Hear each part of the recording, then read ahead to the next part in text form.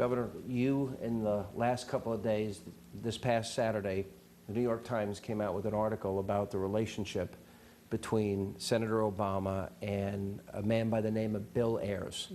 Bill Ayers takes credit for, of all days, in the New York Times, September 11, 2001, says, "I don't regret setting bombs. I wish we did more." A man who admits to bombing the Pentagon, the Capitol, New York City Police Headquarters, whose motto was, "Get all the rich people, break their cars and houses, and go home and kill your parents." How big, we expected this would come up in the debate, it did not. What more do you want to know about this relationship? What does it tell you about Barack Obama? Tells me again we need to question his judgment. And, you know, not only those atrocious activities that Bill Ayers was involved in, but the questions need to be asked, I believe. When did Barack Obama know of his activities? We've heard so many conflicting stories and flip-flopped answers about when he knew the guy. Did he realize that he kicked off his political career in the guy's living room? First it was yes, and then it was no. It comes down to, again, judgment and truthfulness in a candidate's character. This is what we know. We know that he did kick off his political career in his house. The year was '95. We know they've sat on multiple boards together.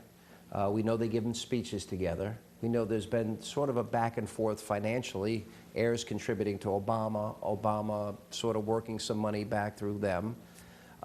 What question, Senator, would you like answered as it relates to this relationship, and do you think the American people should care about this? I think they should care about Senator Obama's truthfulness. I don't care much about an old terrorist and his wife who are still unrepentant. By the way, she was as much or more active than Mr. Ayers was. But the point is, it's not about them. It's about Senator Obama being candid and straightforward with the American people about their relationship. He has dismissed it by saying he was just a guy in the neighborhood. We know it's much more than that. Let's reveal all of the details of that relationship, and then the American people can make a judgment. But here's a question. His answer is, well, I hardly knew him. I was 8 years old when he committed these, quote, despicable acts. That's his answer. But he was in his 30s and 40s when he sat on a board with him, gave speeches with him. And when he was in his living room, yes. And was in his living room.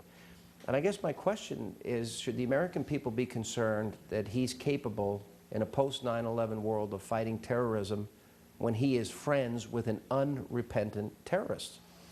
Well, I think that's also part of the judgment American people make. But first, I think we ought to have a full and complete examination of the relationship. And then the American people can make a judgment. And so far, I think it's very clear that he was a lot more than just a guy in the neighborhood. Do you think this needs to be asked more in your next debate? Do you think this should have, because a lot of us in the media was sitting back thinking, because of the New York Times and because of your comments, Governor, is this something that needs to be vetted out? Well, I hope it's vetted out. I think it needs to be vetted out, and I think the American people understand whether Senator Obama has been truthful and candid about his entire relationship with Mr. Ayers and with others, very frankly. All right, well, let's talk about others. Including the Acorn organization. Well, we've got, this is now part of a larger narrative that's emerging. And the Obama campaign seems very, very defensive about this. They don't want any questions. How dare you ask? This is unfair. But he's friends with Father Flager, a fairly radical figure in Chicago. Tony Resco, a convicted slumlord we have in one case. And we know that he spent 20 years in the pews of Reverend Wright, who has said the most outrageous things, including GD America and America's chickens have come home to roost after 9/11. What does that tell you, Governor, about Senator Obama and his radical associations? It goes right back again to the candidate's judgment and who he would choose to associate himself with in the past, perhaps the present. Makes me question who he would associate himself with in the future. Yeah, and Americans should be concerned about it.